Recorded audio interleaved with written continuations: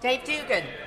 Thank you, Madam Deputy Speaker, and in following the honourable gentleman, I'll seek to not resort to unpolite comments such as that which he directed to the honourable member for Brighton Pavilion, because what he couldn't see was the embarrassment on his colleagues' faces when he made those comments. So, Madam Deputy Speaker, I rise to speak in favour of Amendment 16. What is at issue here is the clarion voice of the people on this matter, and it's our responsibility as MPs to convey the horror with which our constituents view this bill and its inbuilt opposition to their ambitions for food safety which respects the environment and safeguards the welfare of our animals.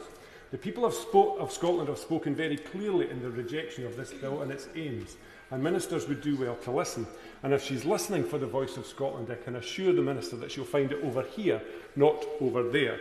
Because Scottish Tory MPs don't even speak for Scottish Tory voters now, 95% of whom back calls for food standards to be maintained, according to which. Why, people are asking, will this Tory government and the majority of their backbenchers not listen to the people, including the ones that are chuntering from a sedentary position right now? Perhaps if the risk was to chlorine-washed chanterelle mushrooms or hormone-injected foie gras, Tory ministers would feel less of a deaf ear than the one they have put forward to those of us happier dining on chicken fried rice and mince and tatties.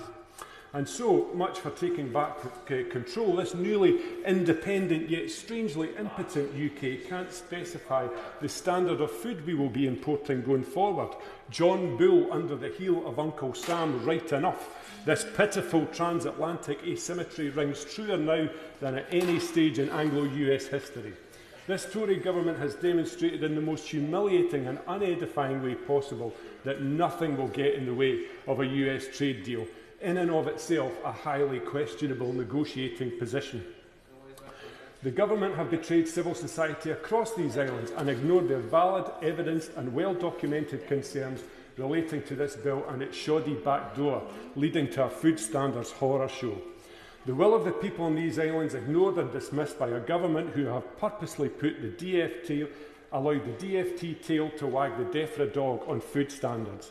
Madam Deputy Speaker, this highlights a betrayal which will take some beating, and all in the name of breathing life into the Brexit myth of no global trade without Brexit. Meanwhile, Mercedes, Zara, Airbus, Heineken, Volvo, L'Oreal, Liebherr all sell big from within the EU into the US, and without the need for EU or European governments to betray their populations and farmers on the food that they produce and feed to their children.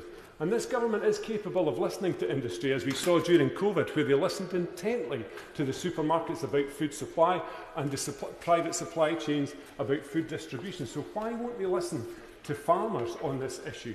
Farmers have been very clear on matters of provenance, on the risk to their business of an any-price trade deal and on the supply of seasonal labour. Why does this Tory government seem to hold our farmers in such contempt? The question, Madam Deputy Speaker, is rhetorical. We all know it's because of the twin Tory totems of Brexit and immigration, which, for the hard of thinking, are one and the same thing. On a post-Brexit trade deal, the DfT speaks for government on immigration and specifically government's disastrous approach thus far to access for seasonal labour from abroad. The Home Office speaks for that issue. No wonder, Madam Deputy Speaker, many are beginning to ask what exactly is it that the Department of Environment, Food and Rural Affairs speak for. And if this government persists in proscribing these most basic protections for our food supply from this bill, then no amount of watery weasel words will hide the simple fact that a government that cannot act as guarantor over the food we eat cannot act as guarantor, frankly, for anything. And Scotland is taking a different route.